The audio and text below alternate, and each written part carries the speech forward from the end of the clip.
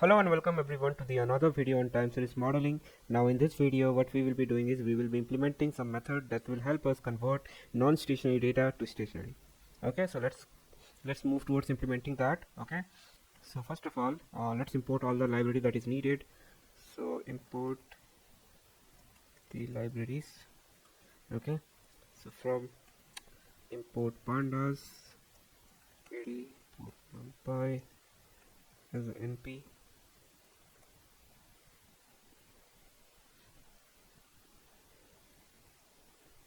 matplotlib.pyplot plt. Then from stats models.tsa seasonal import seasonal decompose. Okay, so we will be also doing something called box cox transformation, so let me tell you about that as well, but let's first import all the libraries. So from scipy stats import box cox. Okay,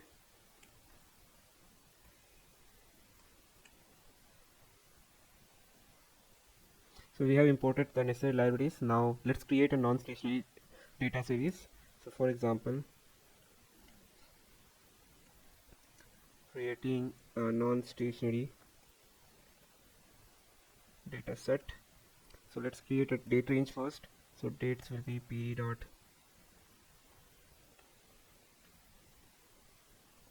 date range, and here we will be passing something called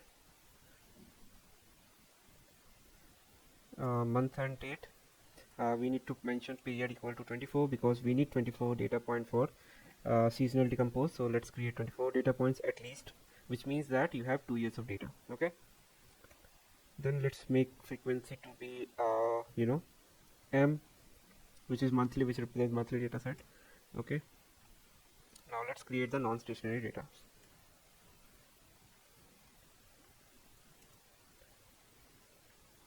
So here we'll pass some random data points like 10, 14, 18, 20, 24, 28, 32, like this. Okay, 36, 40, okay, 44, 48, 52, 56, 60. Then again let's copy from 24 to 60. Okay, so this will be treated as non-stationary data. Now if you ask me how I know, okay, so I mean I also don't know.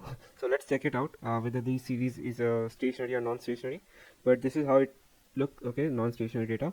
So let's check with a method that we have implemented in previous video. So let's check it using augmented ADF test. Okay, so let's do that.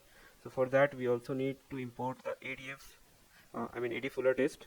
So from stats models.tsa dot stat tools import AD-Fuller.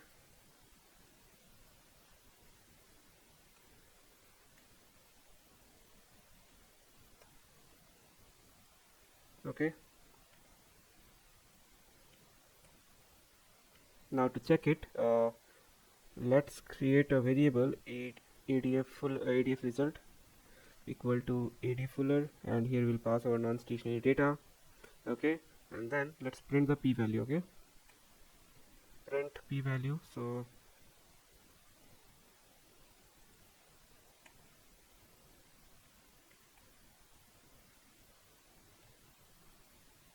and we want the first value to be printed. Okay, so if the p-value is less than the significant level, that is 0.05, we reject the null hypothesis and conclude that the data is stationary.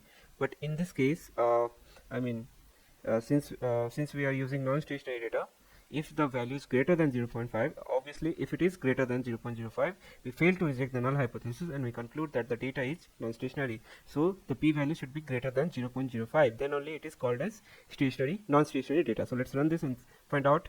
Yep, so you can see the value is 0.44, which is far greater than 0.05. So that way you can tell that these data is non-stationary. So now let's create all the transformation and we will plot how after transforming the non-stationary data to stationary, how they look like. Okay, so first of all let's do log transformation.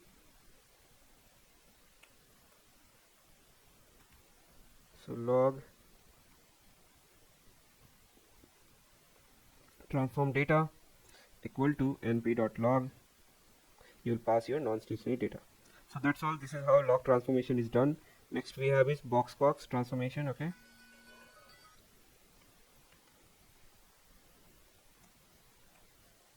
box-box transformation. Okay, so box-box transformed data, it returned two things, so that's why let's ignore the second one. So box-box here will pass the non-stationary data. Okay, that's all. Next we have is detrending. So in detrending, it will be using let's say differencing. So first of all, what you will do,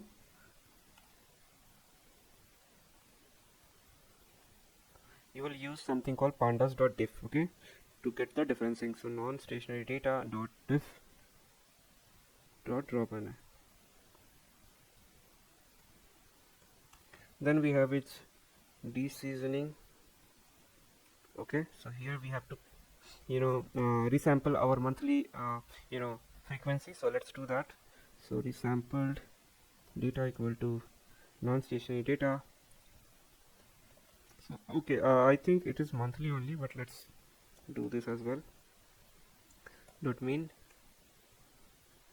Then if we have any missing value, we need to fill those missing value, I mean interpolate, because otherwise it will won't be doing the stationary. So it will be as it is, and maybe it may throw some error. Okay, so for that we need to make sure that we do not have any missing data. Okay, so resample data equal to resample data dot interpolate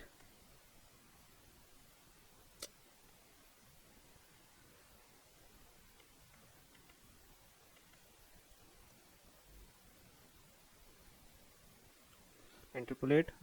Here you have to pass what is the method that you want to use. I want to use method as linear, so it will fill the missing value if any. Okay, if there any. Then what we need to do is we need to set a period as needed for seasonal decompose. So result equal to seasonal decompose. We need to pass our sample data as well as the model, that will be again additive. Okay, and also give period equal to 3 for now. Okay, now let's get the component from seasonal component. Okay, so it will be result dot seasonal. Okay, let's store in a variable that is called as seasonal component equal to this. Now let's get the deseasoned data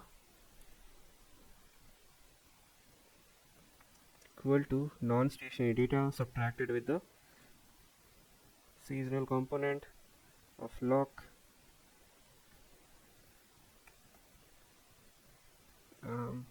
non-stationary data dot index. Okay,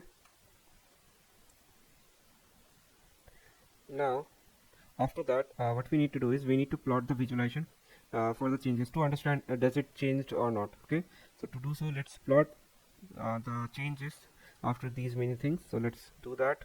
Okay, let me tell you what these things means first.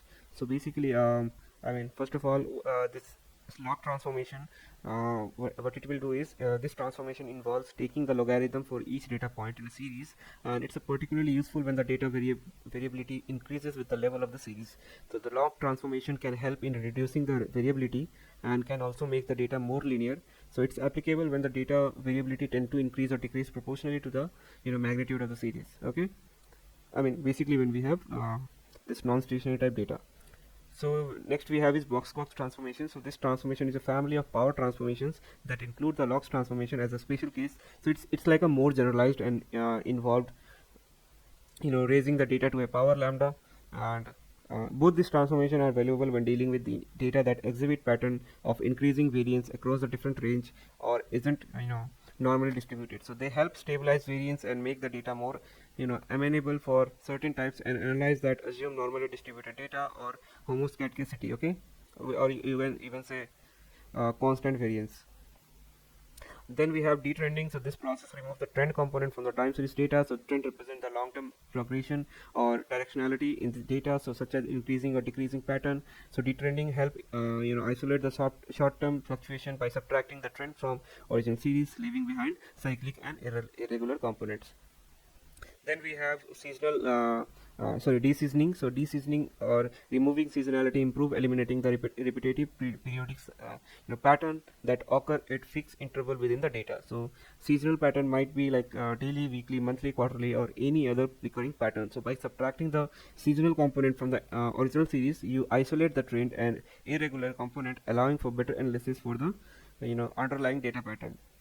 So both this process, all four process aim to break down the time series into fundamental components and make it more normalized, making it easier to analyze remaining pattern or fluctuation and model them efficiently. So that is what these four different methods are popular for, and that's why we have implemented it.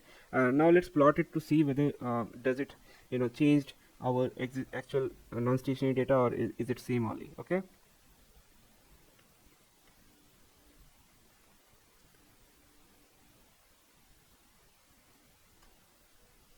Okay, so fig comma x. So we have four plots, so let's create subplots. Okay, so fig comma x is equal to plt dot subplots. I want 5 rows, okay, and rows equal to 5. Then let's say and calls to be 1. Let's give fixed size also equal to 10 comma 12.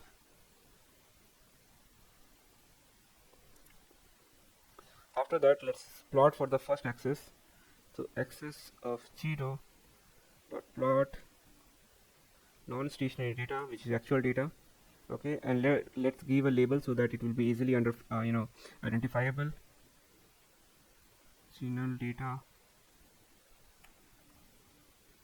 Then plt dot, okay, we need to give the axis also, axis of 0 dot legend. Okay, now let's copy this 4 more times, paste it 4 more times,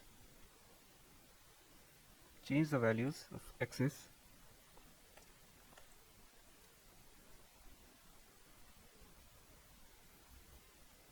Okay, fourth one is not needed. Let's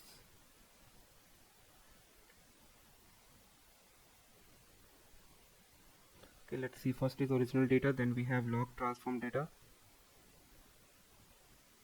I haven't ran it, that's why it was not coming on the hint section. Okay, so let's print the log transform. Then we have box transform. Okay, then we have detrended data. Okay, then we have deseason data. Okay, yep. So just rename the labels, so it will be seasonalized data, then it will be detrended data, then it will be box transformed, then it will be log transformed. Okay, now let's do the plotting. So plt dot type plot type layout, then plt dot show. Okay, so this will give us all the plotting that we have done here for the data that we have got after doing all the transformations. So let's plot it. Okay, so we have all the plot, but so there is some issue in the deseason data. Why is that? Okay, it's because I have changed the axis, so it should be 4. Okay, now we have all separate. Okay, so we can see this is how our original data look like, and after applying log transformation, you can see there is some curves. It's not like a straight line. You can see the curve, and here also the same curve. So you can see, it has changed somewhat after applying log transformation. Then we can see a similar change a little bit here in the box transformation. Okay, but we cannot see a lot. So might be this box doesn't help here. Also log transformation doesn't help here. But if you see detrending and seasonalized, so you can see there is a change. Okay, you can see that after detrending, the whole structure of original data set has been changed to something like this. Okay, and after applying the deseasonalization, you can see the structure stays same, but you can see, I mean, there is some cyclic pattern has been removed, and still we do not see a straight line. We can see there is some curves up and downs a little bit, but yeah, this is what we will get after applying these type of transformation. But does it actually got converted into you know this stationary data? That we need to check. Okay, and I want you guys to treat it as an assignment, and you can have a look whether after applying these type of transformation, does it converted our data into stationary data. Okay, so see you in the next video, guys. Thanks for joining. And yeah, this is all how you check non-stationary data. When you have non-stationary data, this is how you apply these type of transformation to make it stationary. Okay, so I hope this was a great learning for time series. Now from here we may be moving towards more specific terms to things towards the forecasting, like for example matrices as well as external factors. Okay, so see you in the next videos, guys. Thank you.